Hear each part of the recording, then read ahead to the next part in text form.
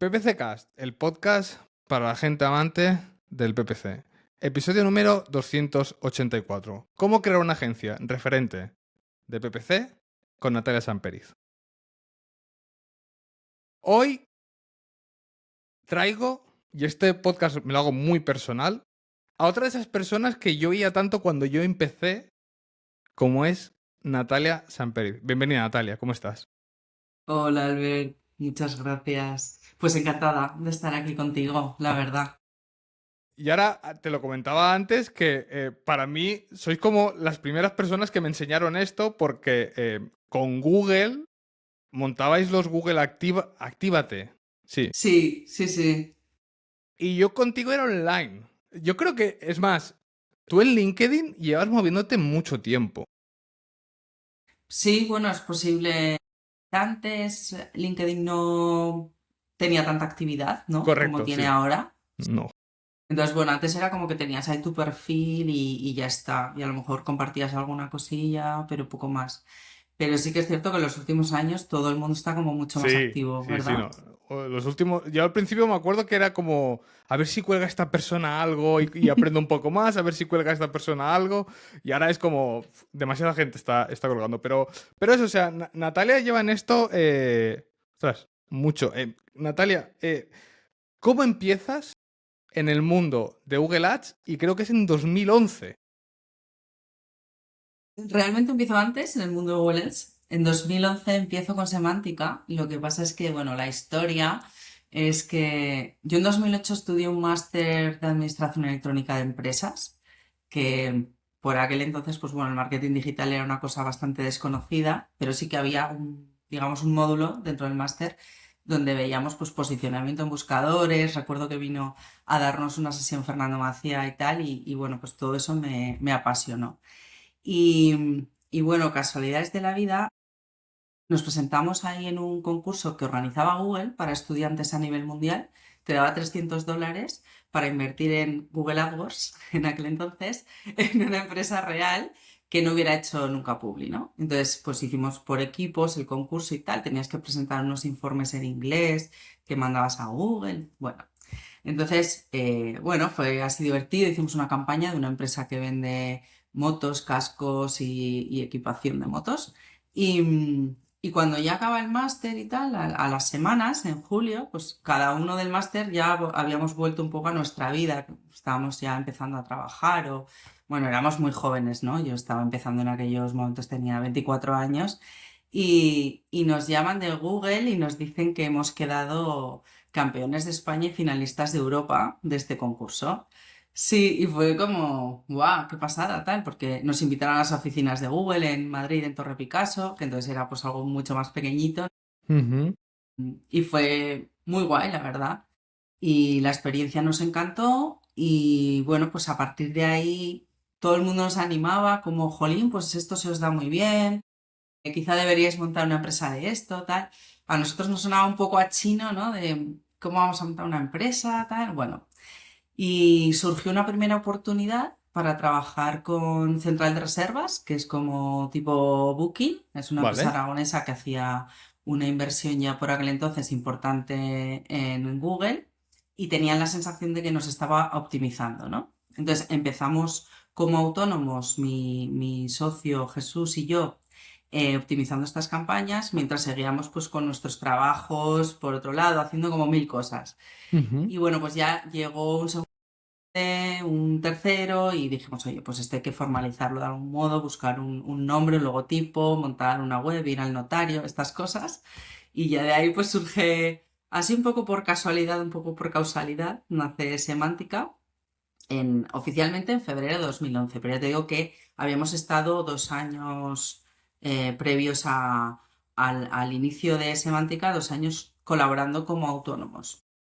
¿Recuerdas cómo era la estructura de esa campaña de que has dicho de... Sí, ¿Cómo era? perfectamente, perfectamente.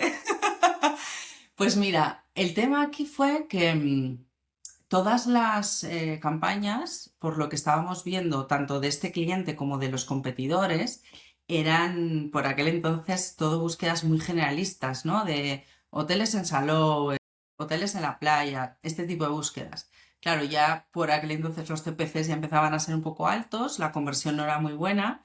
Y entonces se nos ocurrió, pues, oye, ¿por qué no creamos una estructura era la estructura, cada campaña, una provincia o una costa, tipo Costa Dorada, Vale. Costa Azar, tal, ¿vale?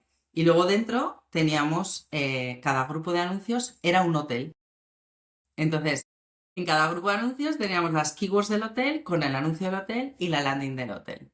Entonces, este cambio fue como la noche y el día, o sea, de pasar a pujar por genéricos con conversión mala, CPC alto, a pasar a unas pujas con quality score muy bueno, con CPCs más bajitos y conversión muy buena, pues le dimos una vuelta a la cuenta, vamos, radical.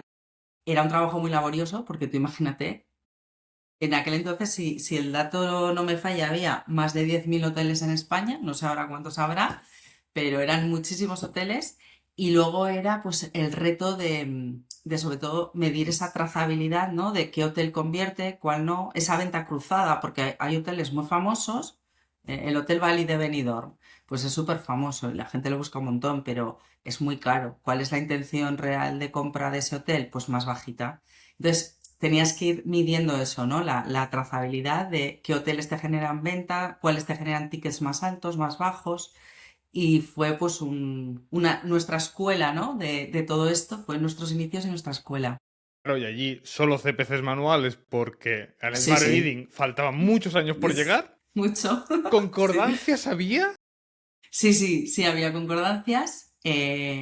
Bueno, estaba, si no recuerdo mal, la exacta frase y amplia, que eran como las tradicionales. Luego ya vino la amplia modificada años después y tal.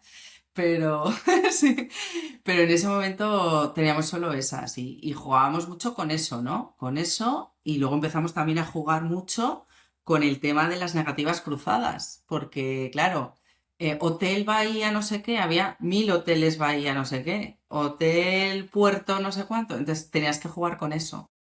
Claro, es que el otro día por casualidad me dio por coger el libro de Brad Geddes Ujú. y Sí, digo, hostia, voy a acordarme un poco cómo era. Claro, tú miras ahora el libro de Brad Geddes, hay cosas que sirven, pero hay cosas que dices, hostia, lo colgaos que se estaba antes porque hacíamos mil cosas, tocábamos mil cosas.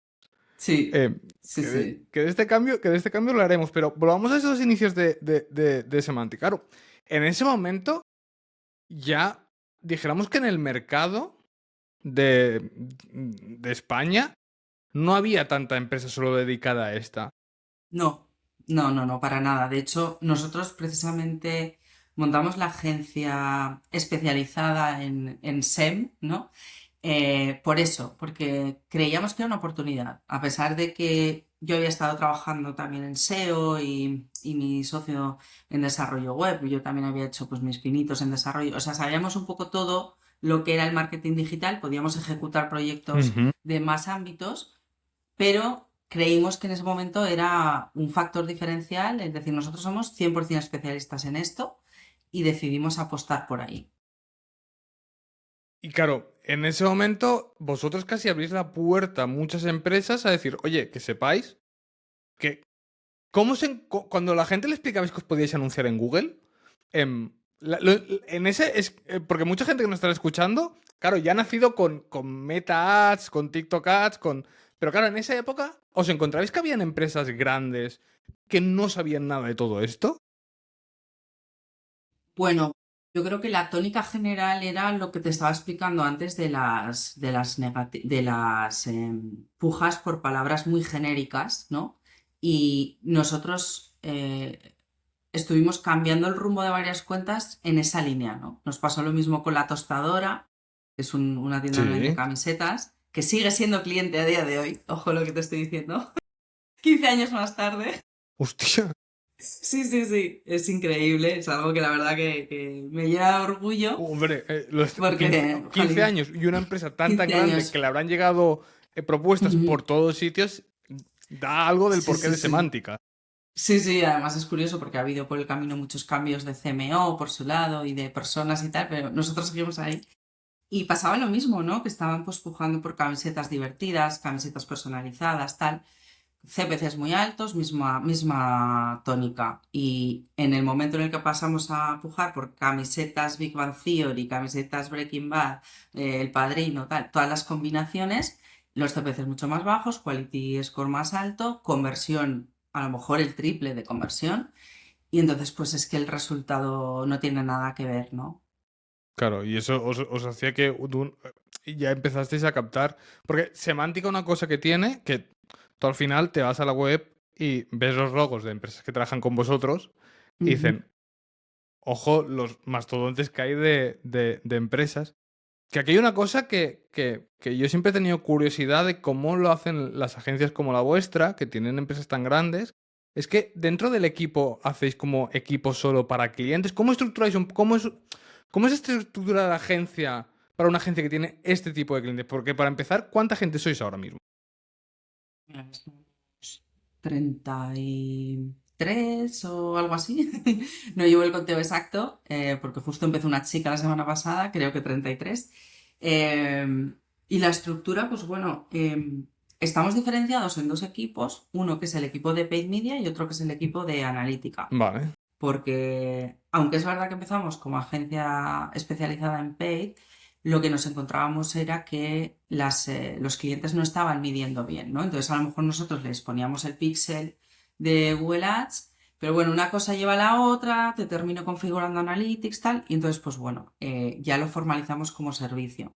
Y a día de hoy pues son dos departamentos que tienen prácticamente el mismo tamaño, si no más tamaño en realidad el de Analytics.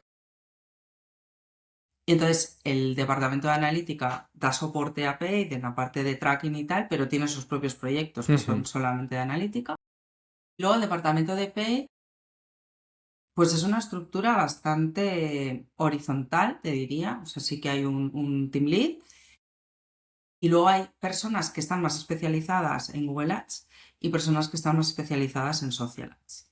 Y a partir de ahí, pues ya son dúos normalmente de clientes. Es verdad que hay clientes a lo mejor más grandes que hay tres personas involucradas o más pequeñitos que lo lleva una sola persona, pero lo más habitual es que haya dos personas en un cliente. A lo mejor uno lleva Meta y otro lleva Google Ads o bueno, se compone un poco de alguna forma y también con el objetivo de que pues en vacaciones, bajas, todas estas cosas, pues siempre haya dos personas que conozcan la cuenta, ¿no? Y se pueda cubrir fácilmente. Y a partir de ahí, pues tenemos esa organización que ha ido surgiendo un poco de manera natural, que es una cosa que se va haciendo cada vez más grande, que es verdad que ahora el departamento de Paid, que estamos como 12 o 14 personas, sí que yo a veces me pregunto hasta cuándo tiene sentido. Hacemos una weekly los viernes donde hablamos de pues cómo nos ha ido la semana, qué vamos a hacer la semana siguiente. Y es verdad que a veces pienso hasta cuándo tiene sentido que estemos todos en la weekly, porque es verdad que ya empezamos a ser un volumen de gente muy grande. Claro, sobre esto, sobre ya este número de personal creado para gestionar, para empezar es, porque si no me equivoco, tenéis oficina en varios sitios, Barcelona, Zaragoza, Madrid, Sí, y hay trabajo híbrido. exacto. Ujú. Entonces, la primera cosa que es, en una agencia tan grande, ¿cómo hacéis para que el equipo esté cohesionado?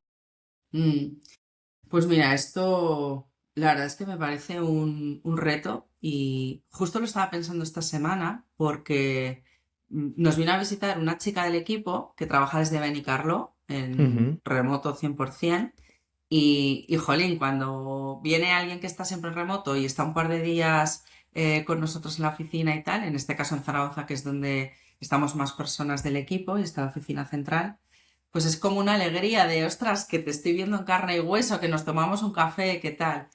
Y lo estaba pensando, ¿no? Porque justo ella ha cumplido 5 años ahora en Semántica y recientemente tiene el rol de Social Ads Tech Lead, porque la verdad que ha tenido una evolución pues, muy positiva. Y lo estaba pensando, digo, jolín, qué bien con Bea que trabajando en remoto, que me parece un súper reto, está súper enganchada con todo el equipo, con la gente y demás. Y no sabría decirte muy bien la fórmula mágica, o sea, yo creo que es la que es un gran culpable, ¿no? Como un poco ese sitio donde te comunicas con el equipo en distintos canales, etcétera. videollamadas, por supuesto, o sea, la comunicación tengo claro que es una de las claves, pero a partir de ahí, pues yo creo que depende un poco de cada persona, ¿no? De lo que cada uno se quiera involucrar con los demás, la manera que tienes de trabajar, de comunicarte. Pero es un reto. Yo creo que también hay mucha gente que lo ha pasado muy mal con el remoto. La pandemia lo puso un poco, ¿no? Esto encima de la mesa. Y creo que no es para todo el mundo el remoto. Y efectivamente liderar equipos deslocalizados, pues es un reto, ¿no? Ya sea en remoto, híbrido, presencial y tal, en el momento en el que la gente está en distintos sitios.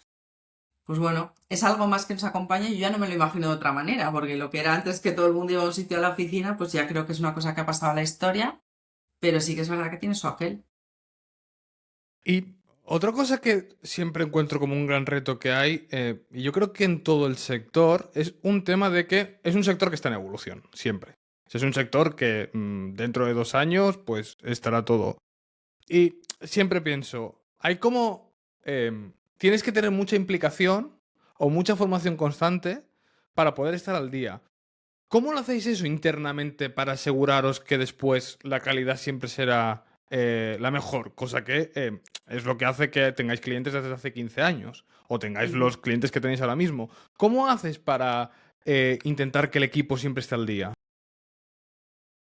Bueno, a ver, aquí hay una parte que depende de cada persona, porque Ujú, cada uno, pues yo qué sé, tenemos nuestras inquietudes o también nuestras situaciones personales, ¿no? Que, ujú. pues bueno, hay veces, hay momentos de tu vida que tienes más tiempo o más motivación o lo que sea y otros menos, pero sí que es verdad que cada persona pues lleva ahí dentro unas inquietudes.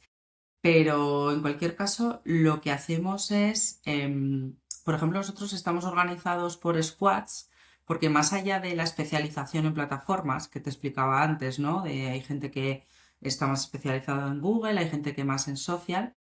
Tenemos unos squads para esos temas que son como, digamos, más transversales. Pues yo qué sé, por ejemplo, todo el tema de automatización es un squad, todo el tema de atribución, todo el tema de diferentes temáticas, de manera que hay un equipo que se ocupa de profundizar y estar al día de ese tema. Por ejemplo, ahora el asunto de la publi en los LLMs, que estamos ahí todos como a ver cuándo, qué pasa con la publi en Sí. ChatGPT y tal, ¿no? Hay un canal, ¿no? Donde hay personas que están como pendientes de eso para ver un poco los primeros datos que salen, para intentar lanzar una prueba rápido en cuanto esté disponible, tal.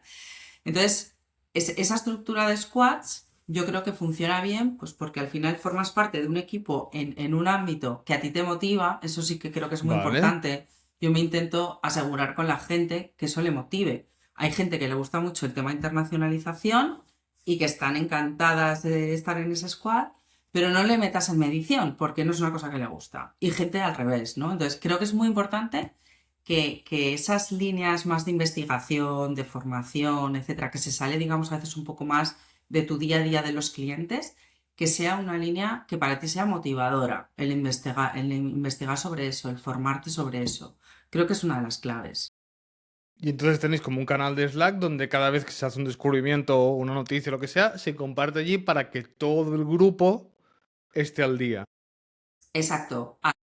En esos canales solo están las personas que forman parte de ese Ujú. squad, porque se comparten muchas cosas, ideas y tal, y luego pues ese squad cada cierto tiempo pone al día a todo el equipo, al resto del equipo, de, oye, pues hemos hecho esta prueba de hallazgo, hemos investigado esto, o hemos establecido este proceso para hacer tal cosa que hacíamos de esta forma, yo qué sé, tema de medición, ¿no? Que justo lo estuvimos hablando el otro día en el squad de atribución.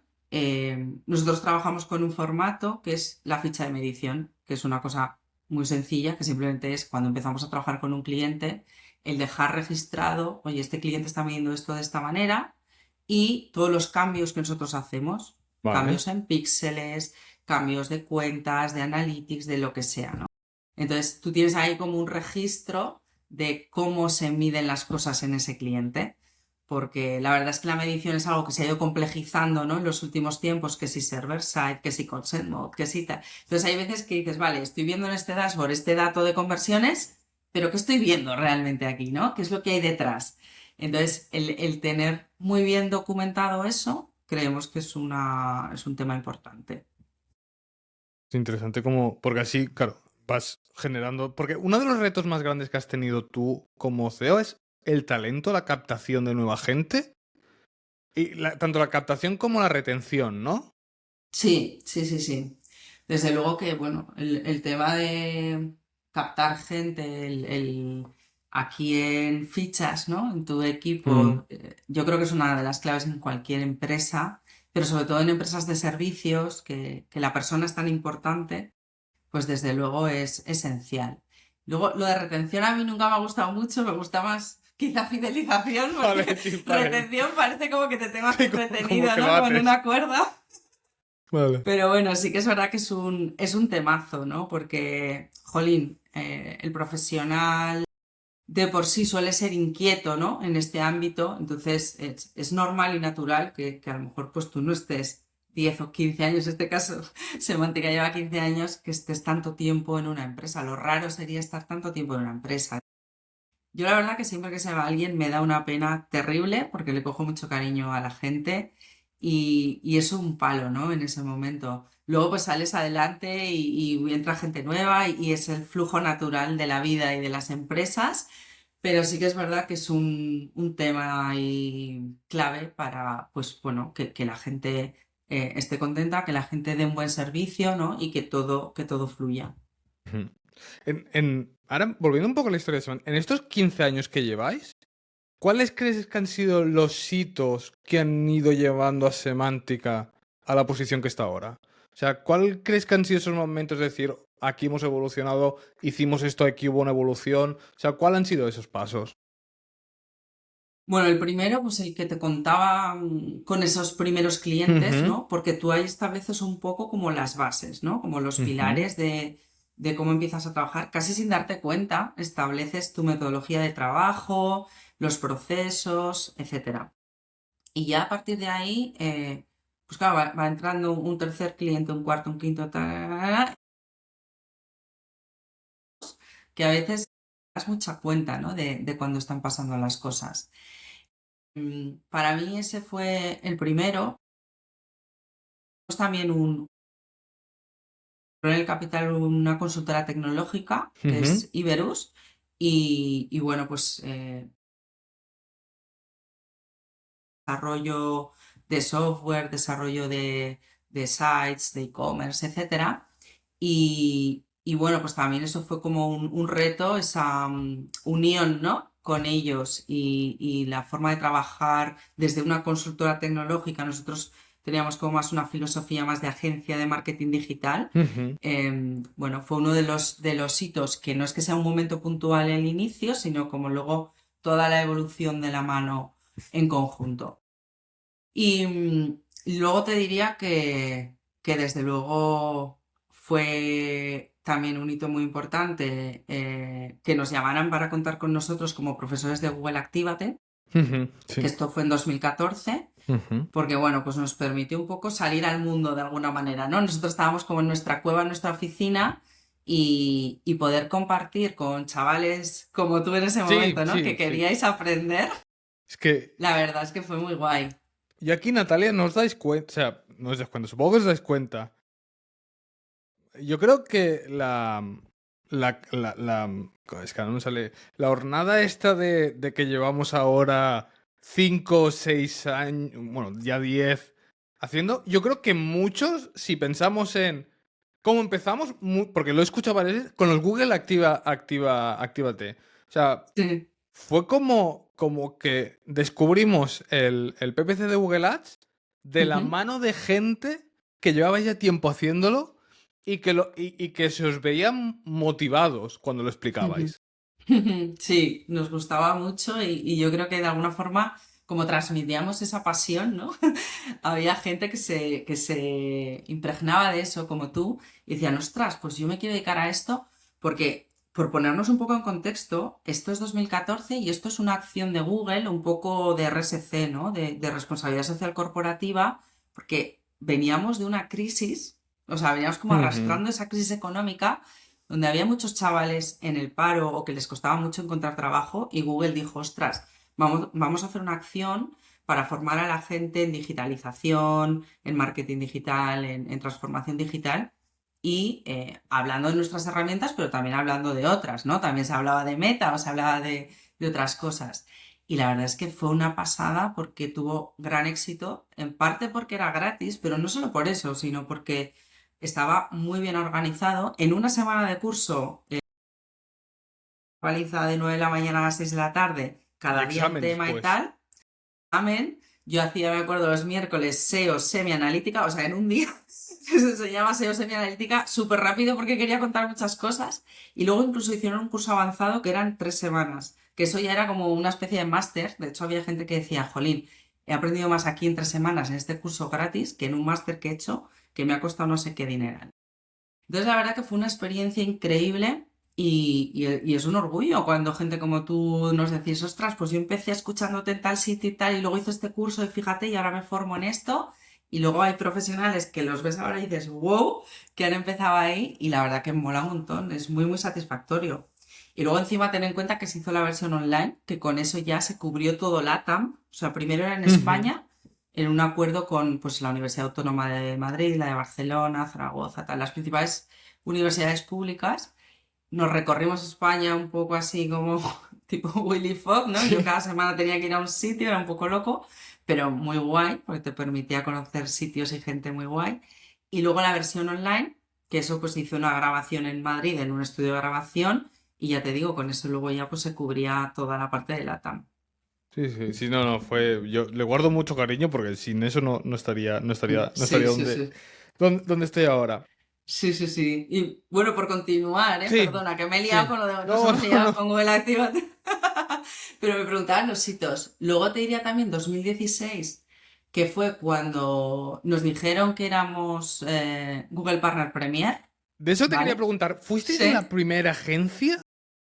Pues no, no lo tengo claro. Es que, ¿sabes qué pasa? Que previo a esto había un programa, previo a Google Partners, Sí. que era el antiguo Google Engage, ¿vale? Entonces, Yo no claro, esto llego. era previo, era como lo primero que se hizo desde Google a nivel Europa para pues, tener un poco el soporte a las agencias.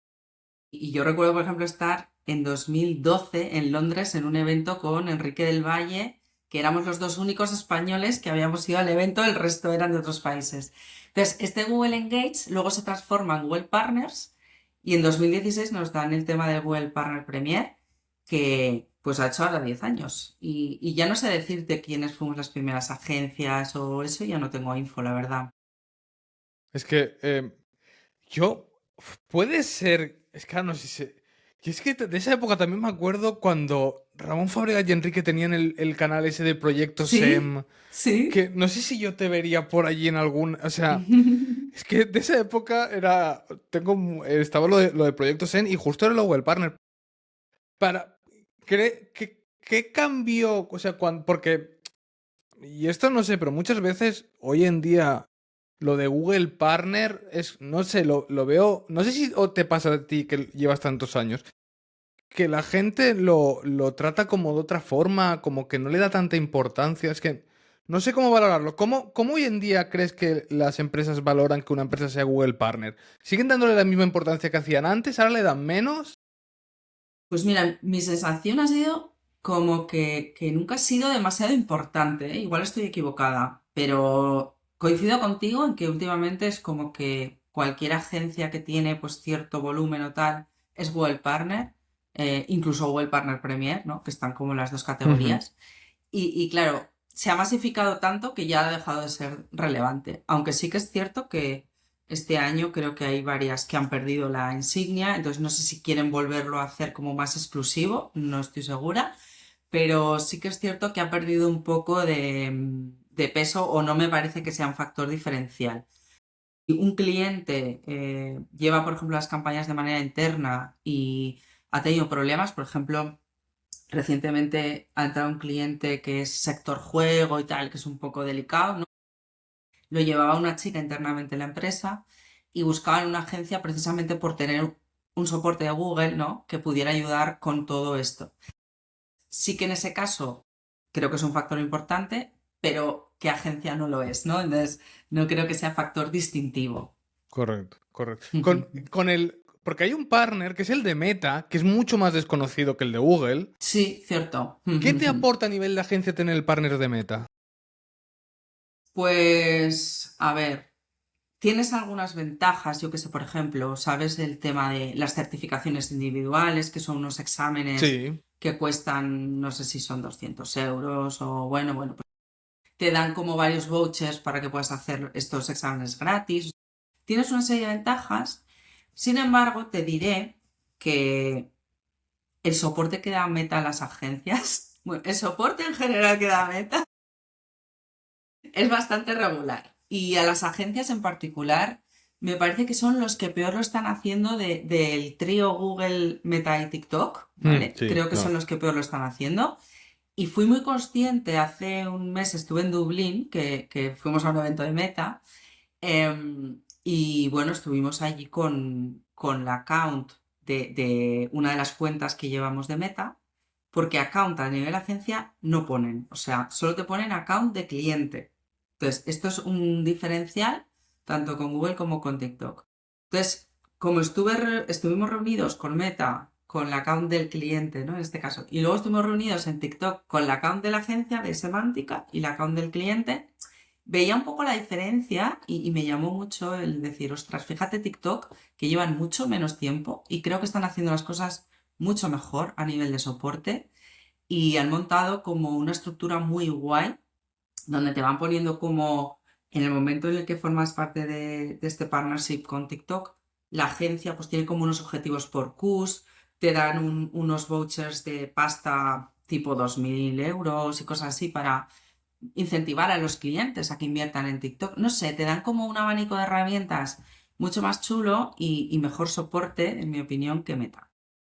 Lo digo Sí. aquí en No, privado, no, aunque no no. nos oye nadie. Creo que todo el mundo que escuche este capítulo te apoya porque lo de Meta Sí.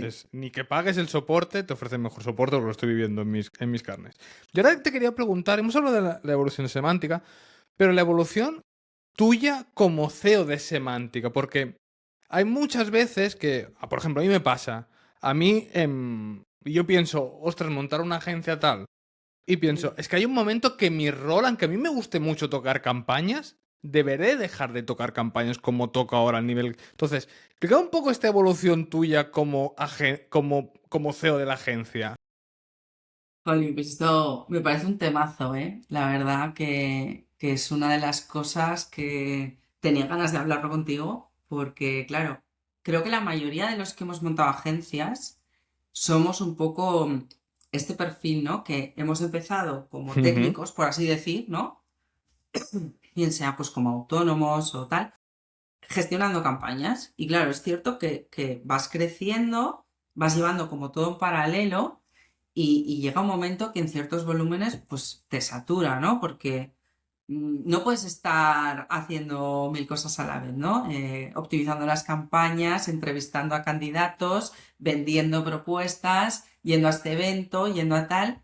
Entonces, yo sí que es cierto que ahí he tenido picos de estrés y picos de trabajar muchísimas horas a la semana porque pues había que sacar el curro y Sí. había que hacerlo y ya está, pero es verdad que hay fases que son jodidas, las cosas como son. Luego, pues cuando ya te ves un poco apurado y dices, bueno, voy a buscar una forma de solucionarlo, a ver quién me puede ayudar con esto, cómo podemos organizar lo otro. Pero es cierto que es difícil porque nadie te explica en realidad cómo se hace esto, ¿no? Nadie te explica cómo se gestiona una empresa, cómo se vende una propuesta, cómo se entrevista a un candidato. O sea, que tú puedes hacer cursos, puedes formarte, pero al final hay cosas como que no hay una formación tampoco reglada, sino que es tu propia experiencia y tú con tu criterio vas tirando. Entonces, es un debate que me he hecho muchas veces porque, por ejemplo, yo ahora mismo pues tengo un rol más enfocado en desarrollo de negocio, liderazgo del equipo, etcétera, y no estoy tan en el día a día de tocar las campañas, ¿no? Y es algo que muchas veces echo de menos y que voy entrando para, ¿y esto cómo va? ¿Y esto cómo evoluciona? Y a ver tal, intento estar al día de todo, pero es cierto que en todo no puedes estar y son decisiones complicadas. Y sí que es cierto que ha habido gente, pues Enrique, ¿no? Por ejemplo, que te lo mencionaba antes, Enrique del Ujú. Valle, que dijo, oye, mira, esto de gestionar una agencia y personas y La tal no tiro es para para atrás. mí. A Sí, mí me sí. gusta gestionar campañas, vuelvo para atrás, vuelvo a ser freelance y ya está. Y es lo que quiero hacer. Y me parece una Ujú. decisión completamente respetable y comprensible. Pero claro, muchas veces cuando estás en esa vorágine de ya tengo un volumen de clientes, ya tengo un volumen de equipo, ya tengo tal, pues no te queda otra que gestionar eso que tienes entre manos, ¿no?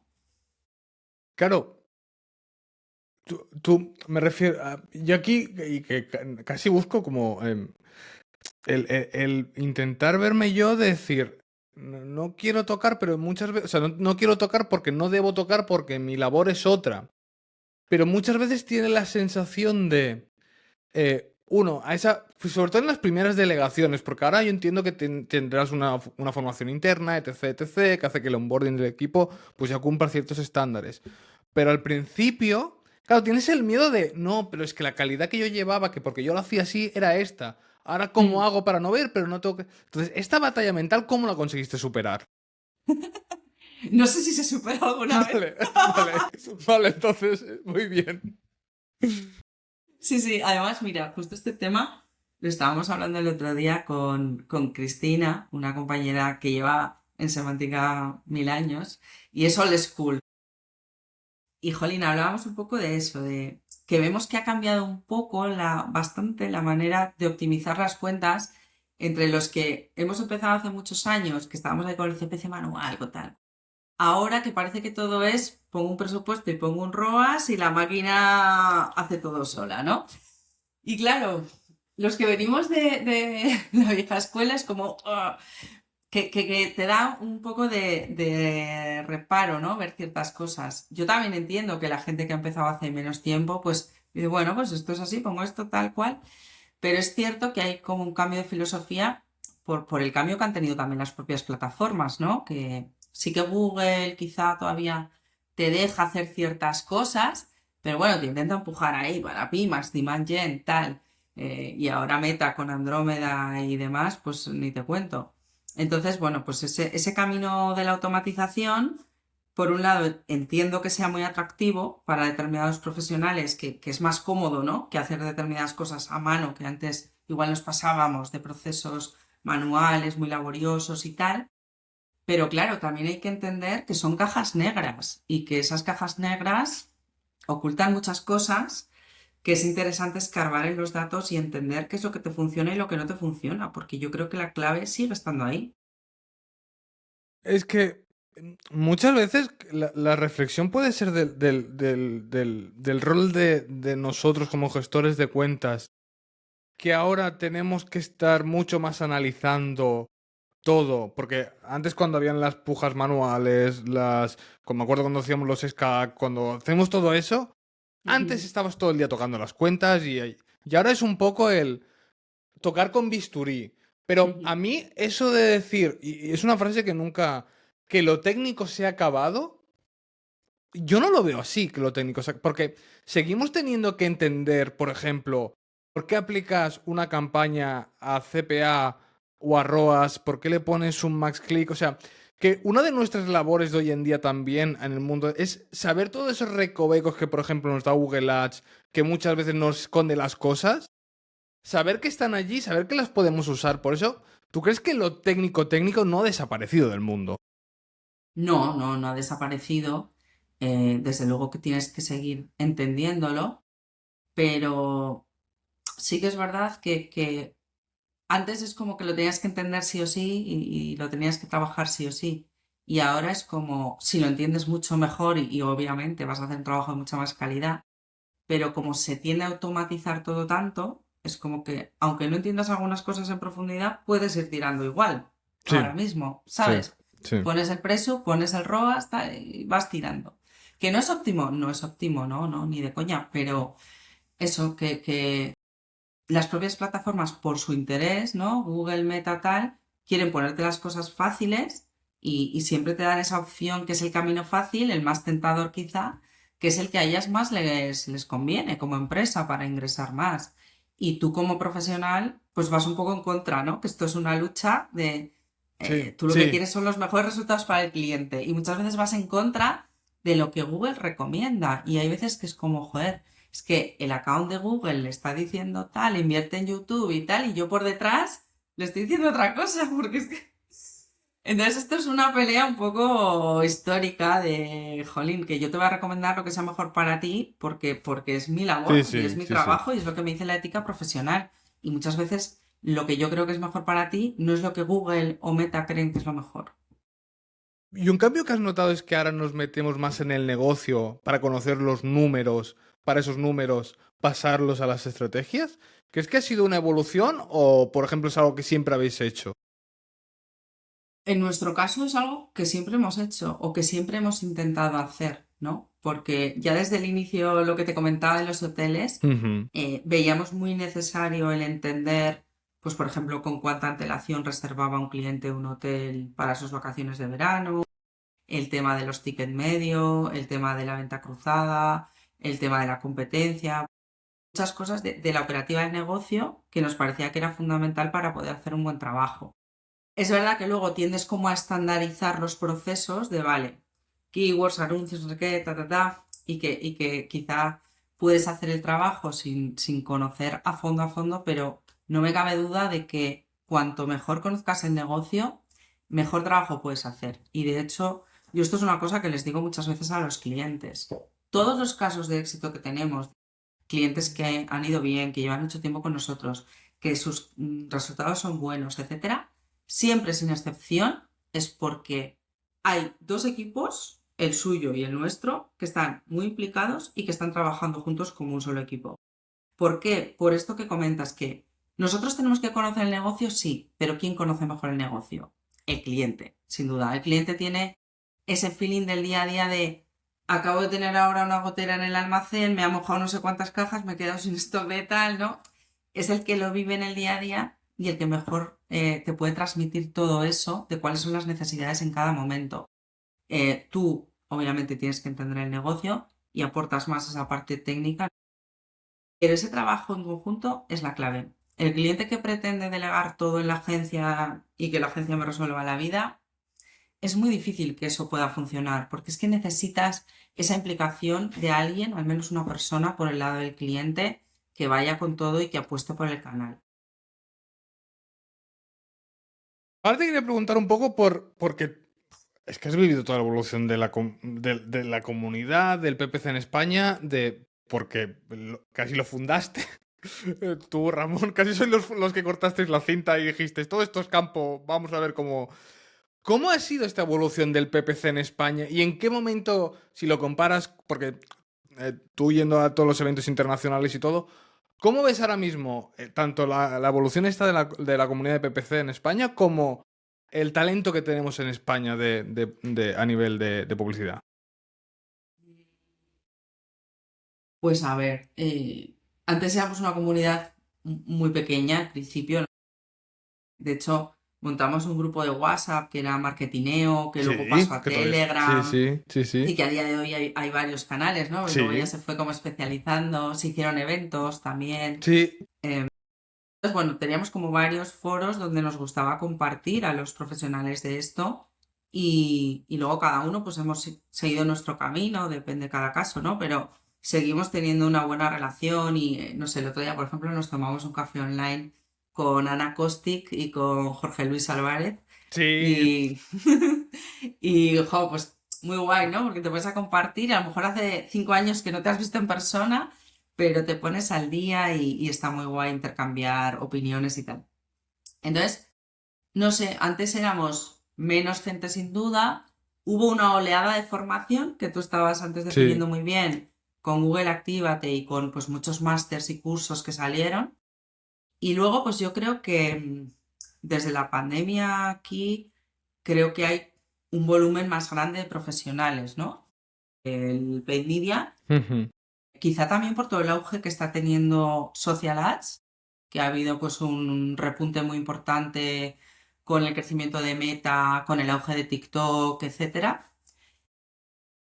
Pero sí que, no sé, quizá la gente que lleva menos tiempo, pues es lo que te decía antes, que es otra filosofía de trabajo, a lo mejor a la hora de gestionar las campañas y la parte de social pues también funciona un poquito diferente, de buscar esa visibilidad, de, bueno, pues el vídeo tipo story, otro tipo de formatos y tal. Y quizá la vieja escuela la veo más implicada en el negocio, más encima de los números, como con más profundización de analizar, por ejemplo, un catálogo enorme de un e-commerce para ver cómo seleccionas, cómo segmentas, cómo tal.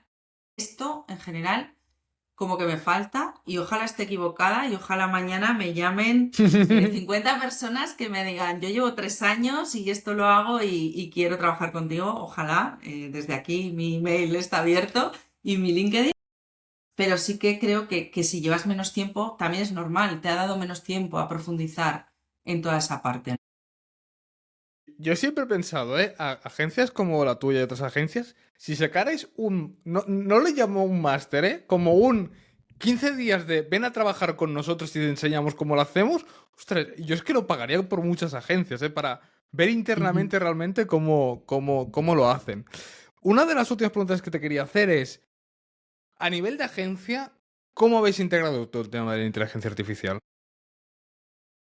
Bueno, pues te diría cómo lo estamos integrando, ¿no? Porque creo que Sí. estamos todavía todos en un proceso de prueba y error, ¿no?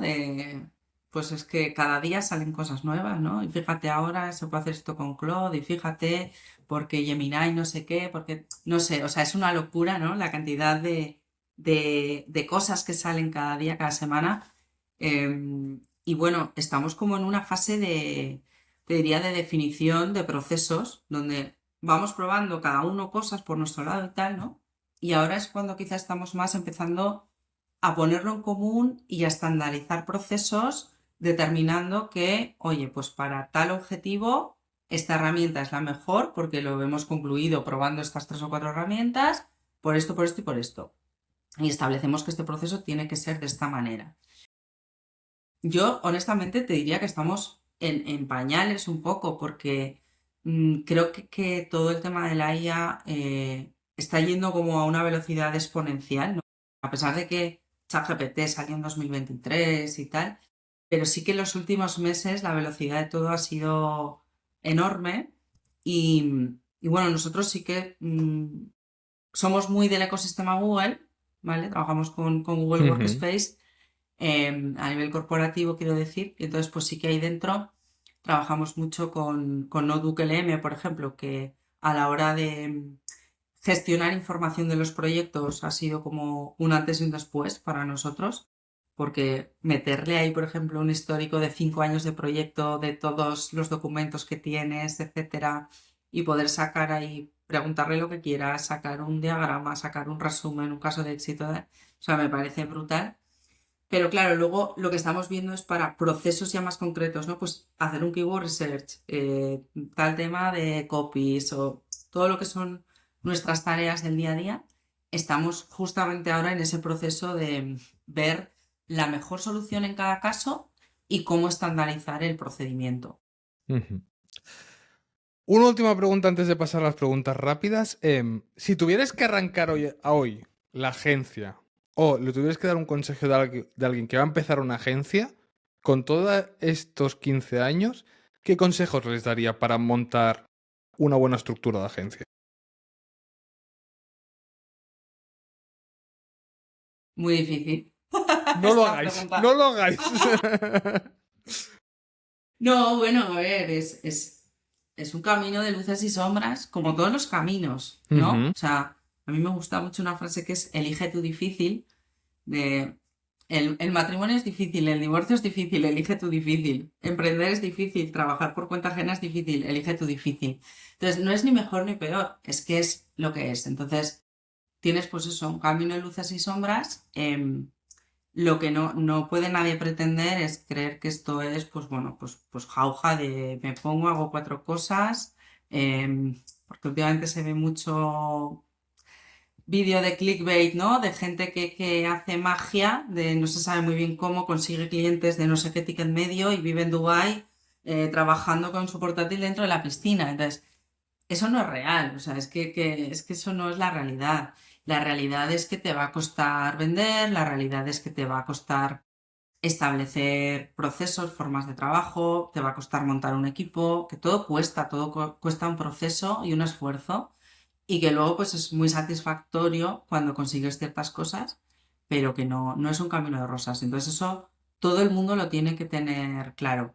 Es cierto que si eres joven y tienes ganas y lo quieres hacer, yo te diría que adelante, porque en contra de lo que a veces nos puede decir nuestra cabeza, el riesgo no es tanto como parece. Quiere decir que si te sale mal, ¿qué te puede pasar? Pues has aprendido cosas y el plan B siempre está ahí. O sea, por suerte, este tipo de negocios, no conllevan una gran inversión inicial. No es como decir, me quiero montar un hotel. Pues hombre, necesitas una inversión elevada. Pero si te quieres montar una agencia de marketing digital o puedes empezar como autónomo tal, pues es tener un portátil o incluso es que aunque montes una sociedad, es que son 3.000 euros de capital social, que entre varias personas pues son unos pocos ahorros. Creo que el riesgo es bajo, por suerte, y que si tienes ganas y energía para hacerlo, desde luego hazlo. Eso sí, sabiendo que no va a ser un cambio de rosas, que vas a tener que esforzarte mucho y que hay un volumen de competencia hoy en día muy alto.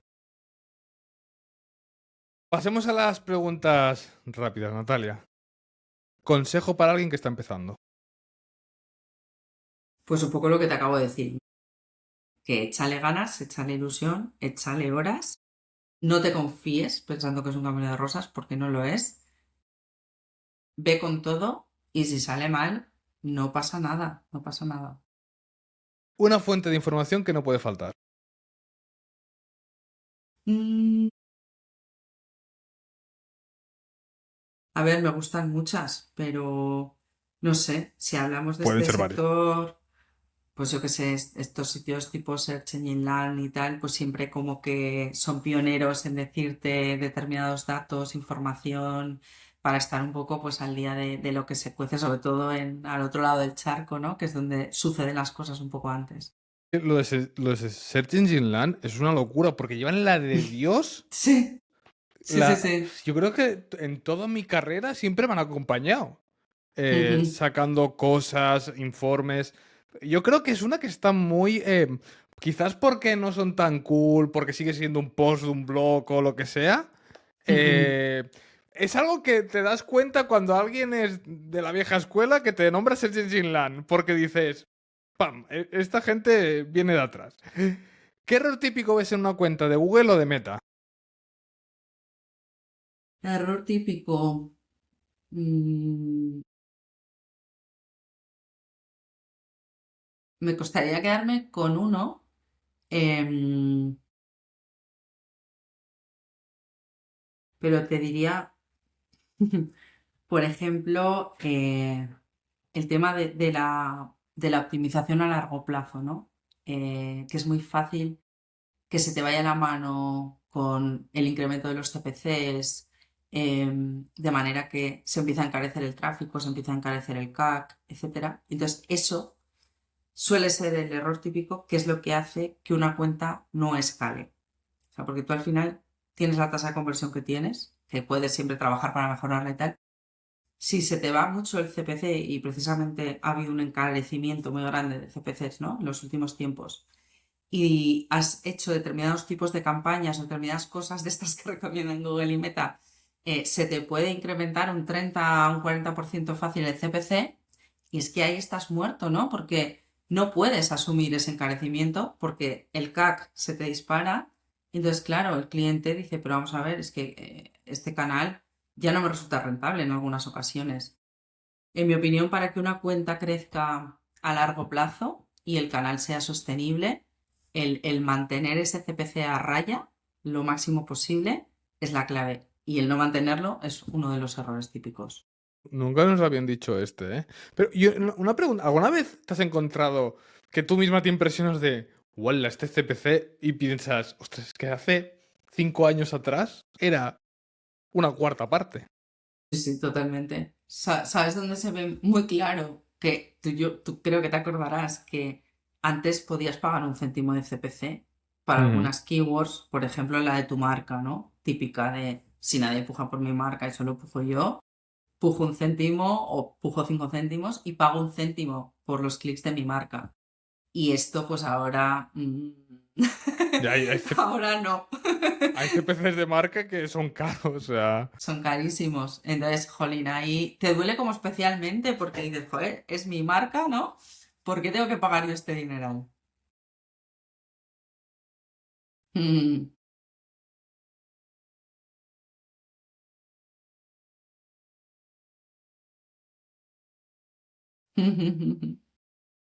¿Qué quick win recomiendas para aplicar una cuenta de Google o de Meta? Un quick win aplicar en una cuenta de Google de Algo Meta. así que digas, ostras, no sé, este cambio o esta configuración o quitar esto ayudaría a que Meta o Google mejorara. Yo, A yo- yo- ver, Hmm. sí, dime. No, yo por ejemplo, una que siempre digo es, Sí, cuidado si hacéis algo de display con la, ¿cómo le llaman ahora? Optimización del targeting o algo así. Eso que te amplía la audiencia, que siempre está por sí, desactivado. Porque esto ha pasado sí. por mil... Me acuerdo una época que era como una barrita que decía si querías más o querías menos. Y es como, no quiero nada. Eh, Sí. Solo lo que yo te diga, ¿no? No sí, hagas sí, tú nada sí. automático. ¿Cuántas campañas de display de gente de no, estoy haciendo remarketing y te ibas? A ver un momento, vámonos a audiencia. Mira, cero personas de tu audiencia. No sé qué de todas las otras audiencias. Que hay cambios así. ¿Qué dices? Ostras. Sí, a ver cómo te explico esto. Yo lo que te diría es que como las campañas en Google y en Meta van cada vez más automáticas, ¿no? Por decisión de las Ujú. plataformas, ¿qué pasa? Que los algoritmos al final están cogiendo señales de las métricas que tienes dentro de la plataforma, CTR, tal, no sé qué, vale. Entonces, yo te diría que siendo esto así a día de hoy, es muy importante el trabajo previo que hagas. Por ejemplo, en un e-commerce se ve muy claro. En una PMax, Google va a coger esas señales de cómo el usuario interacciona con los productos. El CTR sabemos que tiene mucho peso, tal cual, lo que busca, tal. Vale. ¿Qué pasa? Que obviamente Google solo va a coger esas métricas que tiene dentro de Google Ads, que es lo que él conoce, ¿no? Del rendimiento de la campaña. Entonces, ¿qué es para mí fundamental? Que si tú tienes un catálogo grande de productos, tú hagas un trabajo previo para hacer una selección con criterios de negocio que Google no tiene. Por ejemplo, tu margen comercial. Google Ads no sabe cuál es el margen comercial. Tú tendrás productos con un 5% de margen comercial y otros con un 30%. Haz una selección previa con ese tipo de criterios. ¿Cuál es tu margen? ¿Qué productos son los que siempre se devuelven? Porque Google no lo va a tener en cuenta. O sea, hay un montón de factores que son del lado del negocio, de conocer muy bien ese grano pequeño, ¿no? Ese dato al detalle de qué es lo que está pasando con el rendimiento real de mi catálogo. Entonces, con eso puedes montar un scoring, por así decirte, de tu catálogo para enviarle a Google a ti solo lo que te interesa o de la manera que te interesa. Por ejemplo, haces este scoring del catálogo y luego te montas tres PMAX, ¿no? Los productos más top que funcionan súper bien, que tienes buen margen comercial, que te generan un montón de conversiones, que tal y cual, tenlos en una PMax con presupuesto ilimitado si quieres, dale toda la cancha que quieras al ROAS, etcétera, porque son productos que te interesa muchísimo vender. Pero luego tendrás otros en un nivel intermedio y otros en un nivel bajo, ¿no? Pero que seas tú el que lleva el timón con esos criterios de negocio. No que sea Google exclusivamente el que elija eso y solo con esos criterios de Google Ads, porque hay mucho más allá de Google Ads, ¿no? Muchas otras métricas que puedes tener en cuenta, sobre todo, pues eso, métricas de negocio. 100%. Gran consejo. ¿Clientes de leads o de e-commerce? Tienes que elegir. A mí me gusta mucho el e-commerce. Soy de la escuela del e-commerce porque me parece que el juego que te da un catálogo, el proceso de compra, luego hay una cosa pues muy importante que es que todo sucede en el site, ¿no? Añades el producto al carrito, terminas, pagas y tal. Los leads, como muchas veces se va a un call center, a no sé qué, siempre esto es una ruptura. Mira que ya hay muchas herramientas y la trazabilidad ya es una cosa mucho más trabajada, pero siempre sigue habiendo ahí como ese pequeño inconveniente, esa ruptura, que si el lead es de calidad, que si no, que me lo dice el call center, que me lo dice tal. Entonces, no sé, el e-commerce para mí tiene una magia que no tiene los leads. Sí, no, yo poco a poco me estoy pasando al e-commerce. ¿Sí? Sí, yo he sido toda mi carrera como agencia leads y leads, amaba los leads y desde que soy freelance he aprendido a amar el e-commerce Ujú. y ahora estoy en... Ay, no sé qué decirte. O sea, no sé... o sea, suerte que a mí no me entrevistan y no me la hacen esta. Pero si me la tuvieran que hacer, me lo tendría que pensar. ¿A quién deberíamos tener al podcast? Ostras, ahí me lo pones súper difícil porque he echado un vistazo y he visto por ahí gente muy guay y como tenéis tantos episodios, te puedo decir a alguien que me digas, no, no, ya ha venido.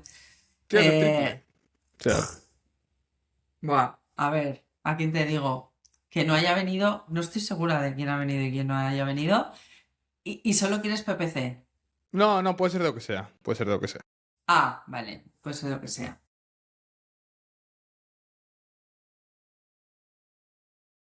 De la quinta, ya te aviso que ya creo que están, los he traído a todos. ¿De la quinta a qué te refieres? Porque con Jorge muchas veces Sí. me enseñaba vídeos de esa época, o sea, fotos de esa época, y digo, todos han pasado por aquí ya. O sea, solo faltaba yo, ¿no? Por No, venir todos ya no. a ¿Sabes quién me cerrar el falta? círculo. He ¿Quién? y he cenado con Jorge de Telecom, de Geotelecom. Ah, Jorge Arias. Jorge. Pues mira, Jorge podría ser Jorge, muy es buen verdad. fichaje para traerlo. Sí, sí, desde luego.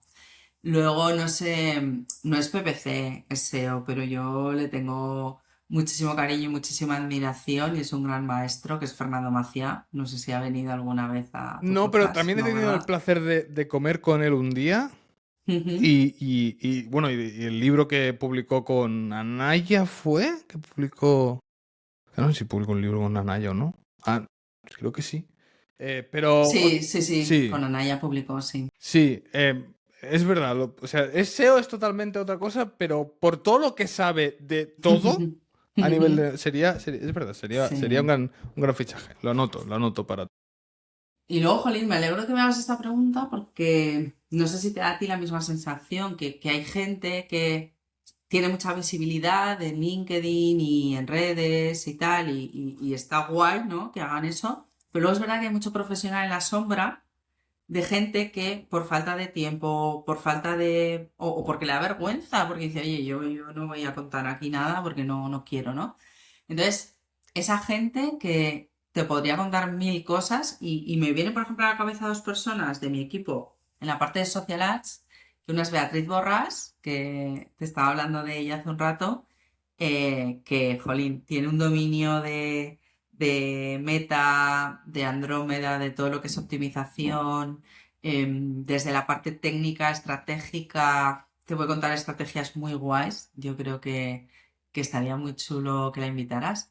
Y también a Jorge Navarro, de mi equipo, de la parte también de Social Ads, con TikTok, por ejemplo, se está moviendo mucho y tiene un conocimiento muy transversal. Fue alumno mío también ¿Otra? y sí, y empezó más en la parte de Google Ads, conoce, pero luego ya se especializó en la parte de Social Ads, entonces tiene como bastante la visión global, ¿no? De lo que es un cliente que invierte en varios canales, luego ha llevado y lleva muchos clientes en el ámbito internacional que invierten en Ujú. varios países y sobre todo con esa especialización que tiene de Social Ads, creo que te puede dar también ahí un prisma chulo. Pues los anotamos y acabarán pasando por aquí porque al final nosotros nos encanta, o sea, es algo que siempre buscamos, ¿eh? No buscamos solo Ujú, porque buscamos gente, por eso hacemos esta pregunta, porque de esta pregunta han venido gente que hemos acabado flipando ujú, de lo ujú. que saben y eso, que a veces ni publican en LinkedIn.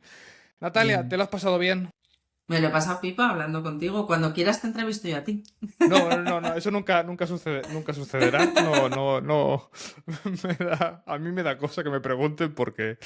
Pero, ostras, para mí, Natalia, es un placer traerte. Agradecerte de parte de muchos, como se lo dije a Ramón, se lo dije a Enrique, de que muchos estamos aquí por vuestra culpa.